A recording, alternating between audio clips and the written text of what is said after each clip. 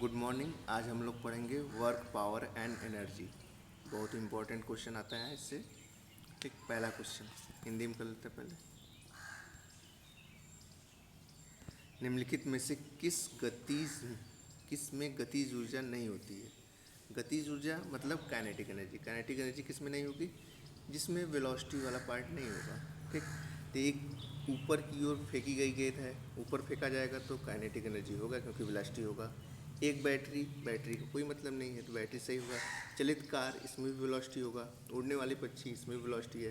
तो वेलोसिटी है तो काइनेटिक एनर्जी है। काइनेटिक एनर्जी का फार्मूला क्या होता है? Half mv²। तो ऑप्शन नंबर दूसरा। नेक्स्ट क्वेश्चन, वृत्ताकार पथ में घूम रही वस्तु के द्वारा किया गया कार्य क्या होता है? जीरो होता है। ठीक, वर्क क्या होता है? Force into displacement.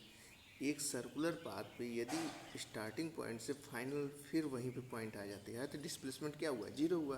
तो अगर डिस्प्लेसमेंट जीरो तो वर्क भी जीरो। नेक्स्ट क्वेश्चन, एक आदमी एक समतल सड़क पर अपनी कार की गति को 10 मीटर पर सेकंड से बढ़ाकर 20 मीटर पर सेकंड कर देता है। अंतिम गतिज ऊर्जा और प्रारंभिक गतिज ऊर्जा का अनुपात कितना होगा? वेलोसिटी दिया हुआ है कि इनिशियल इतना था, फाइनल इतना हो गया। और हमसे पूछ क्या रहा है? यहाँ पे आप गलती कर सकते हैं, इनिशियल अपॉन फाइनल निकाल सकते हैं, लेकिन पूछा है final kinetic energy to initial kinetic energy का अनुपात पूछा है। तो के इक्वल टू क्या होता है? Half mv²। इस तरह मास तो चेंज होगा नहीं, तो के is directly proportional to v²। तो हम डायरेक्टली प्रोपोर्शनल तो रेशियो ले सकते हैं, k1/k2 बराबर v1/v2, v1² सॉरी।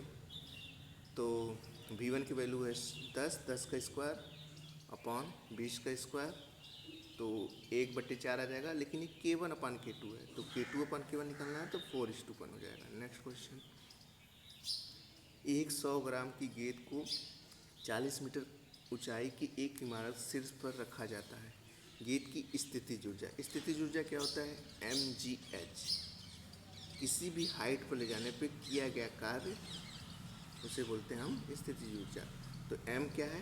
यहाँ पे ध्यान देने वाले कि 100 ग्राम दिया हो, पहले इसे केजी में कन्वर्ट करेंगे तो 0.1 kg इंटू 70 इंटू 10 तो आ जाएगा 70 joule.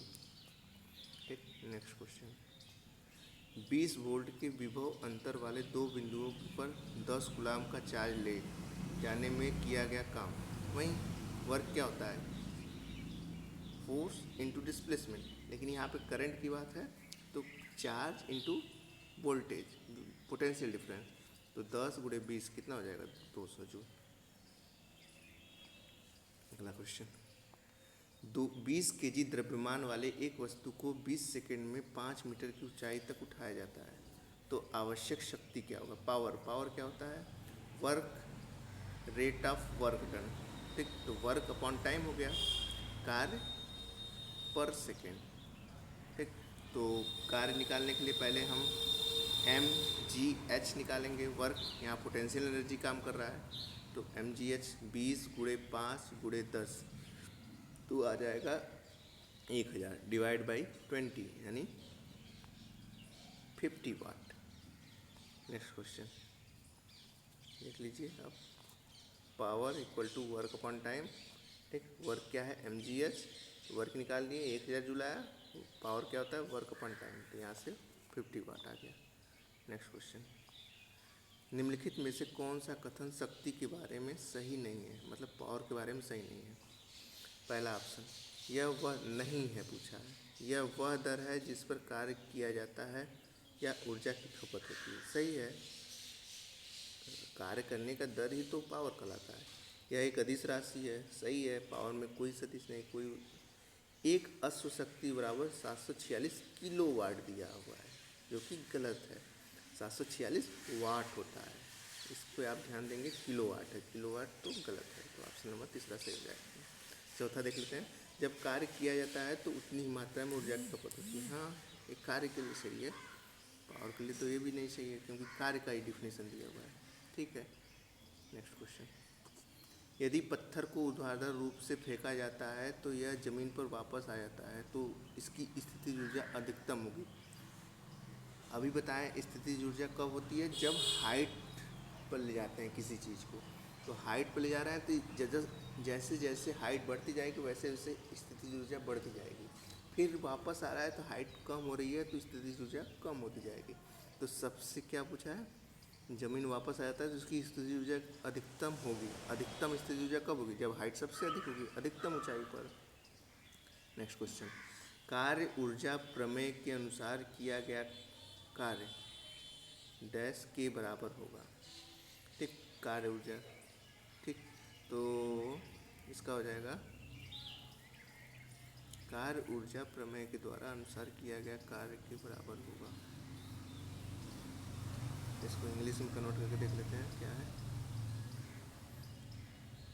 According to the work energy theorem, oh work energy theorem बोल रहा है तो kinetic energy, change in kinetic energy ही, चेंज इन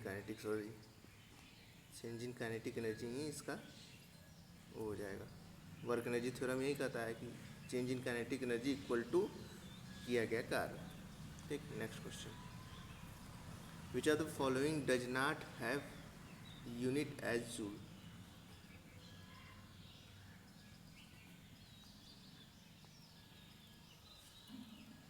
निम्नलिखित में से किसमें जूल इकाई का उपयोग नहीं किया जाता है। ठीक, तो जूल किसकी इकाई नहीं है, कार्य की है, बल की नहीं है, एनर्जी की सारी जूल होते हैं। और ऊष्मा भी क्या है, एक एनर्जी ही है। तो ऊष्मा का होगी, गतिज ऊर्जा की होगी, कार्य की होगी, बल की नहीं होगी। Thank you so much.